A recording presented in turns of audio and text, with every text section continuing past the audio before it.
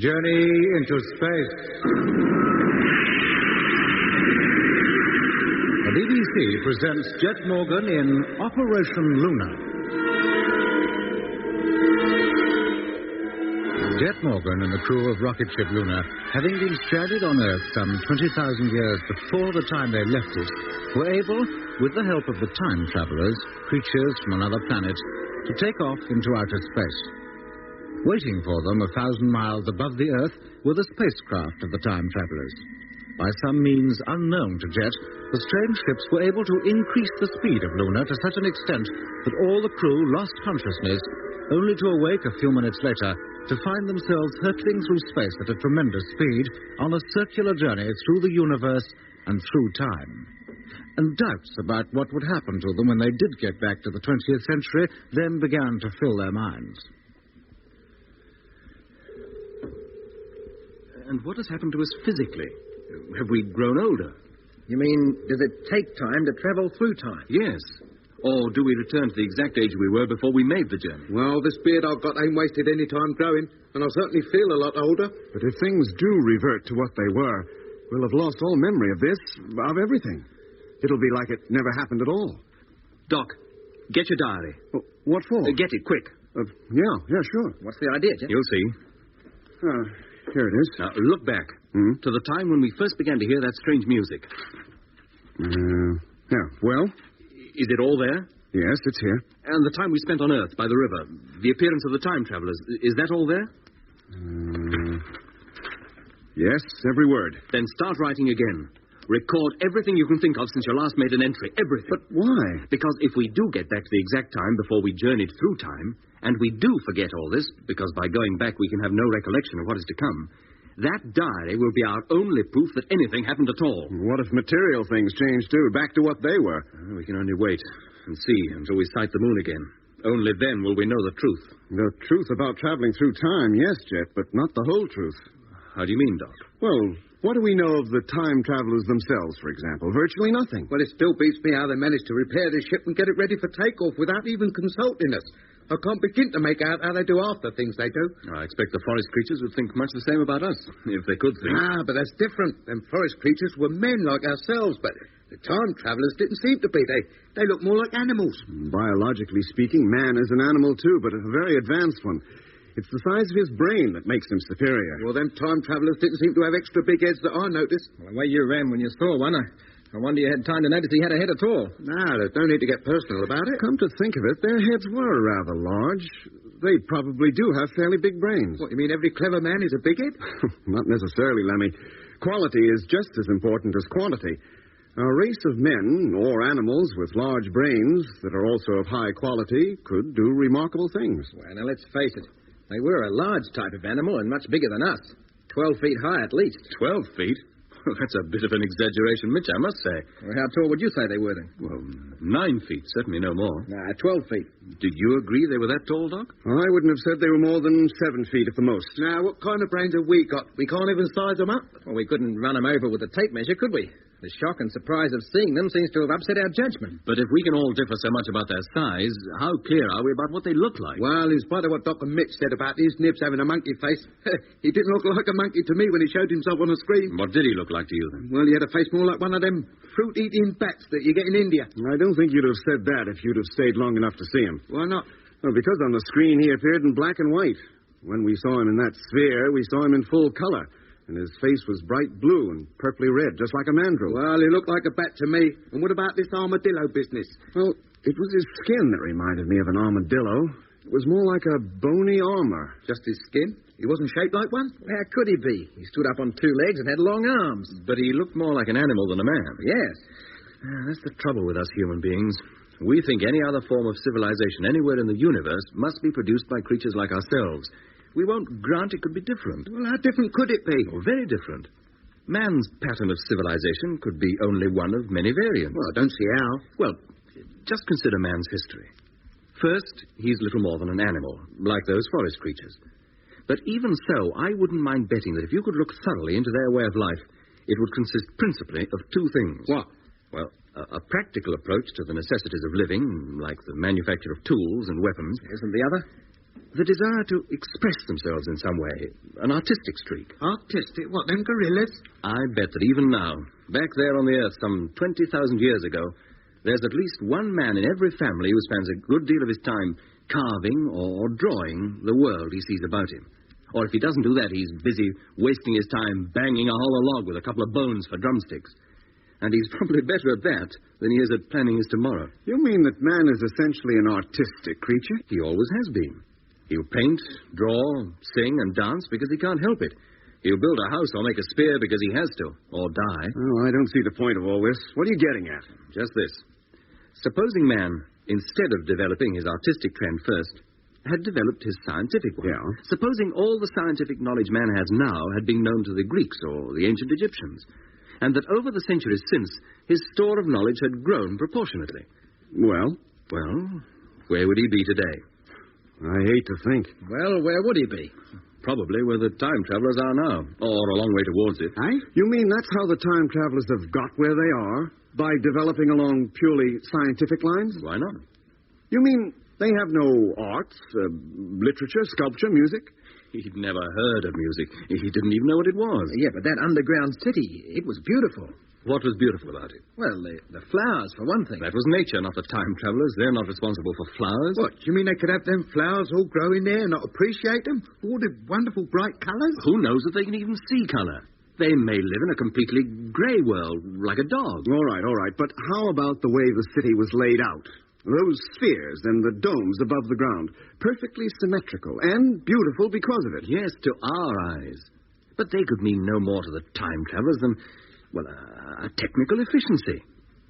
There is beauty of a kind in a triangle, in a circle, in an ellipse, but none of these things expresses anything. They don't arise from an emotion any more than a mathematical equation does. A plus B equals C. It's an expression of a truth, that's all. Well, then, what about their kindness, their generosity, their willingness to help us? A tree bears its fruit. You eat it and are grateful. If you were a savage, you might thank the tree and give it something in return. But it doesn't mean the tree is kind or generous. It does it because it can't help it. What do they do for fun, for relaxation? If they have any form of amusement, I saw no sign of it. Maybe we're their idea of fun. Maybe they get their relaxation by knocking people like us from one century to another and back again. I shouldn't think that would amuse them. I doubt if they've any sense of humour at all. Well, if what you say is true, Jet, we must appear very backward, primitive people to the time travelers. Oh, I'm sure we do. And yet they were willing to take us with them to Venus. Yeah, I think it was more in self-defense than from any kindness towards us. By venturing out into space, by conquering the moon, man may threaten the voice and his kind again. But he's not on the moon. He said he was going to Venus. If man can get to the moon, he'll get to Venus. Still, I wonder what it would have been like if we had gone with them. Dull. Very dull, I should think. Their world would be orderly, clean, efficient, with no worries, no empty stomachs, no heartache, no emotions. Only a pure scientific efficiency until the end of your days. No. Not the life for an inquisitive do-or-die being like man. Well, I wonder if we shall see the time travelers again. When do you mean, now or in the future? Oh, I mean now, before we reach the moon. Well, I hope so. Otherwise, how shall we know what to do when we get there? One thing's certain. We can't land. We haven't the fuel. Well, what do we do then? Fly straight past and say hello and so long to the man in the moon as we go by? If we pass close enough and at the right speed, it would be impossible to go past it. The moon's gravitation will pull us into an orbit round it. And what happens then? Unless we do something about it, we keep going round it. Forever. Eh? But don't you think the voice will even call us up to see if we're all right? I doubt it. Yeah, I could kick myself when I think of all the things I could have asked him and didn't. Well, the most important thing of all we did ask... Yeah, what was that? To get back to our own time. Yes, but asking for it doesn't mean we've got it. We're still out in space. There's no sign of the sun or the Earth, let alone the moon. And we can still remember where we've been and what's happened to us. I'm not so sure it did happen. The old thing's already beginning to seem like a dream to me, and a bad dream at that. Yes, Lemmy, we'll probably all wake up soon and find out it was. Yes, that's what I'm scared of. Huh? That's why you must get to work on that diary, Doc. Write down everything you can remember before you lose it. Yeah, sure. Meanwhile, Mitch and I'll keep Televiewer watch. If the time travelers have done right by us, it shouldn't be long before we sight the solar system on the screen. And we'll have worries enough to keep us occupied then, believe me.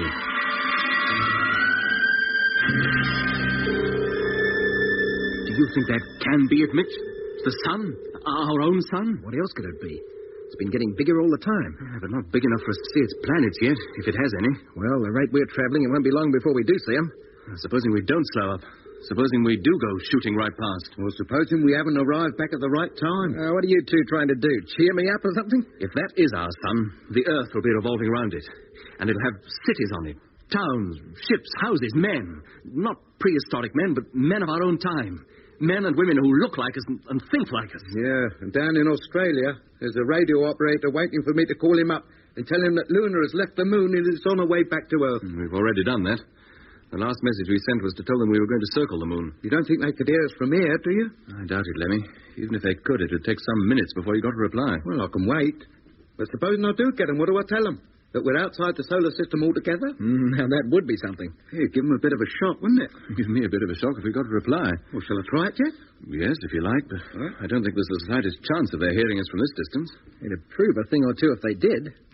What in particular? Hello? Well, that we must have already travelled through time, and the memory of what we've been through is going to stay with us. Hello. Come in, please. I'll give them 15 minutes to reply. And if they haven't by then, well... Oh, no, listen. They're here again. It's his lips. Either him or his ships. Watch the teleview, Mitch. See if we can locate them. Yeah, right.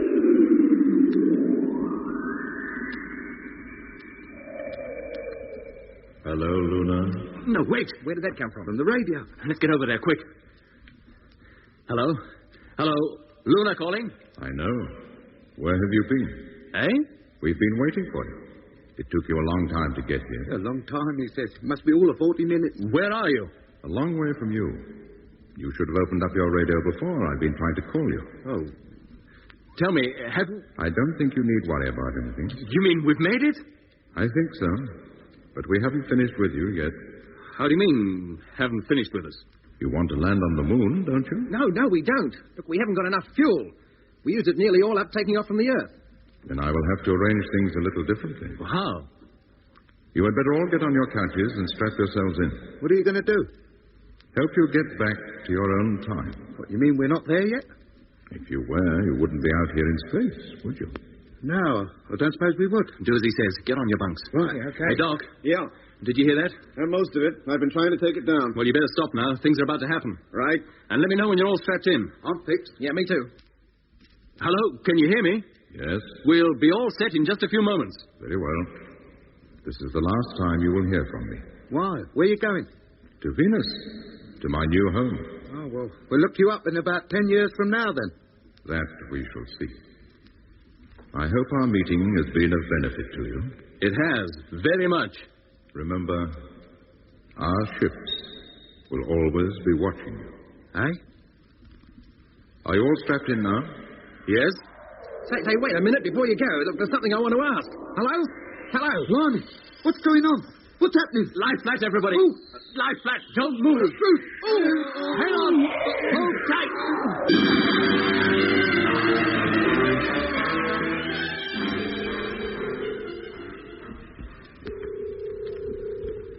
Well, don't look any different from the other side, does it? Craters, mountains, plains, just the same. Didn't expect it to be all that different. Hey, Jet, come over here. Look at this. What? Look, directly below us now. It's the biggest crater I've ever seen. About twice the size of Copernicus. Yes, I can see it. But it's crammed full of little craters, tiny ones in regular lines. Yes.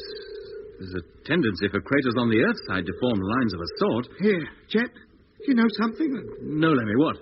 I've got that weird feeling that I've done all this before. Strange you should say that, Lemmy. So have I. A very strong feeling. Yeah, well, I haven't. No man on Earth, alive or dead, has ever seen the other side of the moon. You couldn't possibly have done it before. Keep working that camera, Doc. Get as many pictures as you can. You bet. They're going to get the surprise of their lives back home when we tell them about this.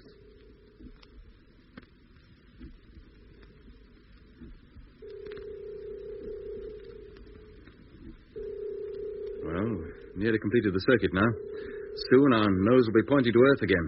You better stand by to cut in the motor. Yeah, right. And let me know when you're all set.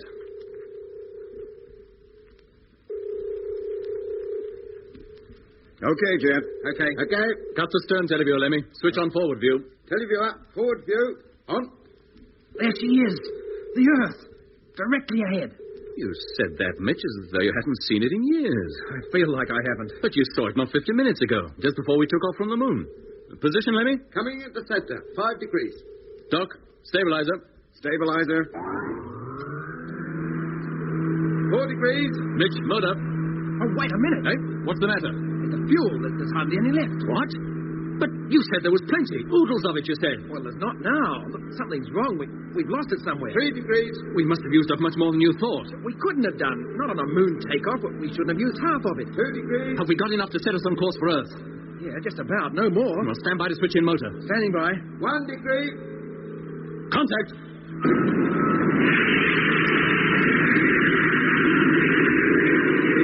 3,300, 350, 360, 370.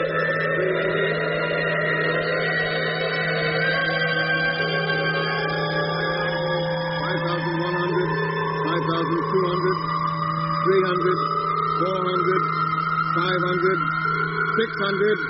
Cut the motor. Earth, dead center. Course correct. Cut the stabilizer, Doc. Stabilizer cut. Well, that's that. On course, correct velocity, and we're heading for home.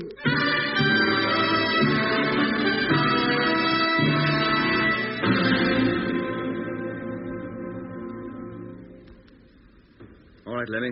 Call up base and let me know when you get them. Right. You better check the fuel gauges, Mitch. Make sure the fault isn't with them. You're too right, I will.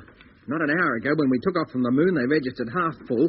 Now they're all but empty. Well, you better check them carefully. We may need a burst or two from the motor when we land on Earth. Yeah, right. Hello. Luna calling. Calling Wonga Walla, Australia. Come in, please.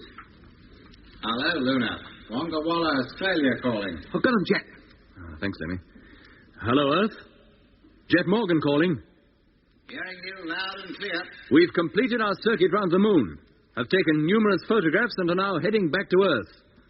Velocity is 5,500, and you can expect us to be within landing distance in 4.5 days from now. Thank you, Luna. What does the other side of the moon look like? Much the same as this side. Except there's a crater there, a large crater, much bigger than anything you can see on this side. It's colossal. That all? No green-eyed monsters or anything? No green-eyed monsters. Look, we have to make our routine check now. And we'll all be pretty busy for a bit. We'll call you again in 2 hours. Right. And while you're coasting back to Earth, you'd better get all the sleep you can. What for? You're certainly going to get a big reception when you get here. I think every Prime Minister in the Commonwealth is flying out to Wonga Walla to meet you when you land. Oh, blimey. All right, Control. We'll call you again later. Okay, Luna. I'll be listening out. I can't understand it, Jet. What's that, Mitch? Those gauges are right. The fuel tanks are empty. Well, as empty as makes no difference. But they can't be. We carried enough reserve for an emergency, and we haven't had need to use any of it. Well, they're empty just the same. It's a wonder we got off the moon at all. You know, if I'd known we got so little, we wouldn't have gone round the other side, I can tell you that. There's something I can't understand, Jet. What's your trouble, Doc? Oh, the oxygen. What about it? Oh, when we took off just now, the gauges registered enough for 5 days. Now they register hardly enough for 4.5. What is going on? We couldn't have used up half a day's supply in less than an hour. Well, we have, somehow, somewhere. That 14-day wait on the moon must have had a more serious effect than we thought. But that's ridiculous. How could it? Search me. We'll search the whole ship. If fuel and oxygen can disappear just like that, other things can too. Now, get started. Check everything. Food, batteries, the lot. Okay. But where does this food, if it is food, come from? This isn't anything like the stuff we brought with us. It seems to have undergone a complete chemical change. And the fruit juice and cold tea has changed to water. I don't like this. Now you're talking sense. How could it possibly happen? Well, you said that out in space we'd make new and startling discoveries. Well, we've made them. Fuel and oxygen evaporate and food turns into something else. Do you think this is any good to eat? Only one way to find out. Well, Doc? Not bad. Rather sweet, like honey, but with the texture of bread. I don't think this can do us any harm. Better not. It's all we've got to live on for the next 4 days. Is there anything that's happened since we left Earth that could account for all this? Oh, heaven knows. Well, the least we can do is think back and see. I'll bet it's that strange music we've been hearing. How could that account for it? Well, it said that thunder can curdle milk. Maybe that music can curdle our grub or change it some other way. Get out your diary, Doc. Let's check up on a few things. Okay, just a minute. I don't see how Doc's diary is going to help. It might. It's worth trying anyway. Here you are. Good. Look up the first time Lemmy heard that music. That was not long after we took off, when the radio packed in, wasn't it? That's right, Doc. And we heard it again just before we were about to land on the moon. At least Lemmy did, over his intercom. Then we managed to contact base. We told them we'd been stranded on the moon throughout the lunar night, but that everything was now working again. We were about to take off, but would circle the other side of the moon before returning to Earth. Which we are now doing. It's all very strange, isn't it? How are we ever going to account for that music, the appearance of that saucer-shaped ship, or anything else? They'll never believe a word of it back home. Not even when they see what happened to our grub? Hey, wait a minute. What's up, Doc? Well, there's stacks more of this diary. Pages of it. What? Yeah. Look, it should end here, but it doesn't. It goes on. Yeah, but how could it? You haven't had time to write any more. Well, then what's this? They're not blank pages, are they? And is that my handwriting or isn't it? It certainly looks like it. But, Jed, I don't remember right... Hey, wait a minute. What is it? I don't know yet. Listen to this. November the 20th, 1965. Earth time. November 20th? That's today. It is now more than 2 hours since we left the moon and found ourselves in these new and frightening circumstances. How we got here, what really caused it, we shall never know. The fact is, we are somewhere within the galaxy of which our sun is a member.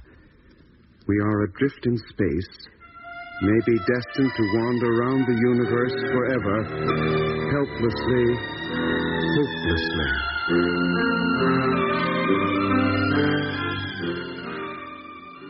Returning to Earth again in our time remains to be seen.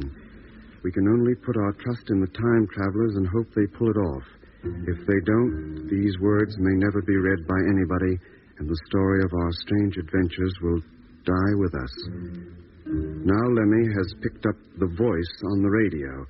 He tells us to go to our bunks and strap ourselves in, and everything will be all right.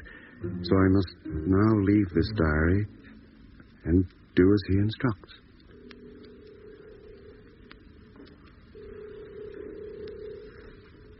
Do any of you remember anything about what Doc has just read? Well, not me, Jeff. Nor me, but I did have a feeling we'd been round the other side of the moon before. I had the same feeling, Lemmy, but as for what's in this diary, it's all new to me. Yes, but it seems that's why I told you to write it all down in case we did forget it. Yeah. That could account for the fuel and oxygen shortage. And the food being all different. But are they going to believe all this back on Earth? I can hardly believe it myself. Well, then either think we're plumb crazy or we cooked the whole thing up as a practical joke. Blimey, wait a minute. What is it, Lemmy?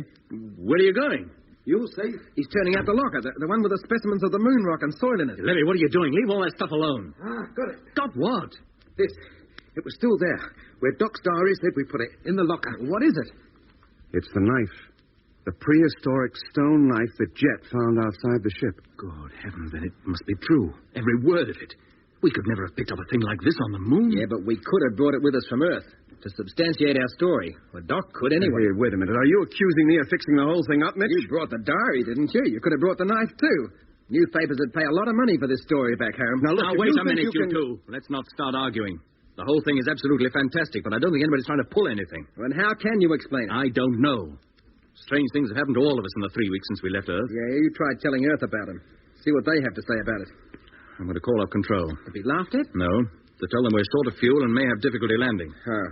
We'll look deeper into that diary and all that's connected with it before we breathe a word of it to anybody at home. Well, now you're talking sense, Jet. If we're not careful, all the reception we'll get will be from a bunch of psychiatrists. Get base, Lemmy, will you? Yes, mate. I can't understand it at all, Jet.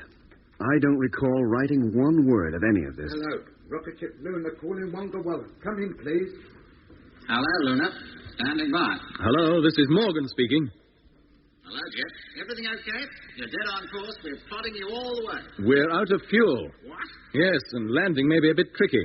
You can land all right. You can glide in. And we've got bags of room for you. The whole outback is at your disposal. Oh, I haven't any fear of not landing her safely. It's just that I can't guarantee to put her down on the launching ground. You may have to go out into the desert and look for us. Don't worry, Jet. We'll be ready. We'll find you. Good. I thought I'd better warn you now while there was plenty of time. No other news? No, nothing else.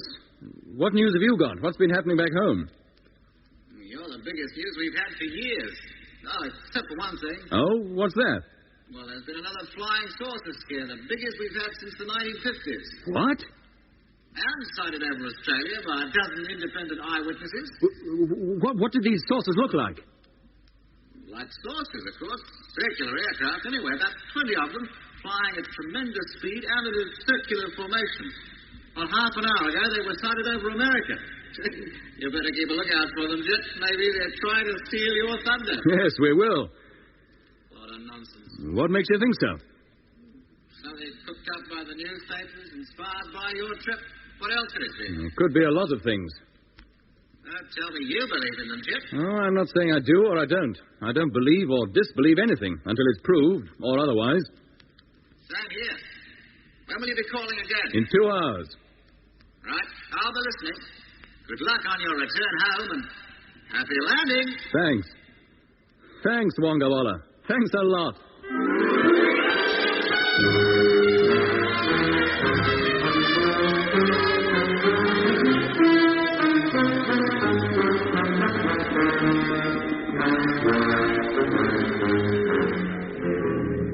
You've been listening to the final episode of Journey into Space with Andrew Foles as Jet Morgan, Alfie Bass as Lemmy, Guy Kingsley Pointer as Doc, and David Williams as Mitch.